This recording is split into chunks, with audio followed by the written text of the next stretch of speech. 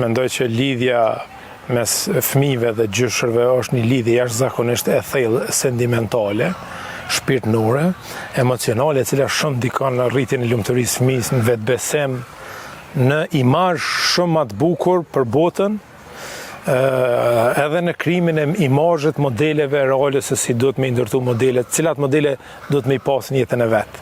Zakonisht fëmijët nuk i njohin të famshmet, që fëmijët i kanë model prindrit, i kanë model gjyshrit, të afërmit, nanën, babën. Andaj mendoj që kjo natyrisht duhet jetë mesazh për shoqërinë, që duhet sa më shumë ta ushqejnë raportin mes gjyshëve dhe nipave, edhe mbesave, sepse kjo ja shton jetën gjyshërve, ja shton lumturinë, ja rregullon pleqëninë, ja vlerëson pleqëninë, po njëkohësisht edhe fëmijët i lumturon. Unë vetë e di lidhjen që i kam pas me gjyshët e mi, dhe natyrisht ndoshta njëna prej atyre faktorëve është që pse e konsideroj që kam pas një fëmijë të lumtur, sepse më rrit me ta, më ka një lidhën me ta, kam kalu mirë. E mendoj që secili fëmijë që e ka këto, natyrisht që do të ndikoj shumë, do të ndikoj në çdo raport, ndikon me shok, ndikon lojë, ndikon shkollë, ndikon shumë rast. A ka sfida? Ka.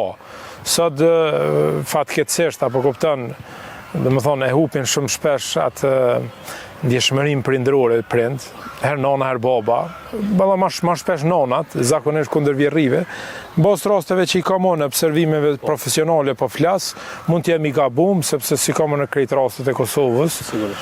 Po nga observimet e mia dhe zakonisht janë gjykime jo drejta në emocionale, nuk ka arsye, nuk ka racionalitet, apo kupton, nuk menohet për mirësinë e fëmijës, nëse fëmia për shembull të ja çon gjyshërve të vet, apo kupton, ajo ndikon pozitivisht te fëmia, po ti fëmijën e mon peng për më ak mirë babës vet pse e do.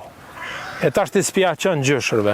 Unë mendoj që ligji do të mund rru një pitmetave që vazhdimisht e kam cek edhe në diskutimet e mia, opinionet e mia publike, po dhe në intervistat që do të mund rru ligji, do të mi dhon kontaktin shumë atë gjon prindit që se ka kujdestarin dhe gjyshërve që se kanë kujdestarin. Se zakonisht fëmia po është edhe, po them, mjet hakmarrje, armiqësie ndaj palës tjetër kur kanë probleme, kur dojnë domethënë m'ia kallëzue fuqinë brenda familjes, vjerrive, ose m'ia kallëzue prindit, burrit që është do, ose bashkëshortës.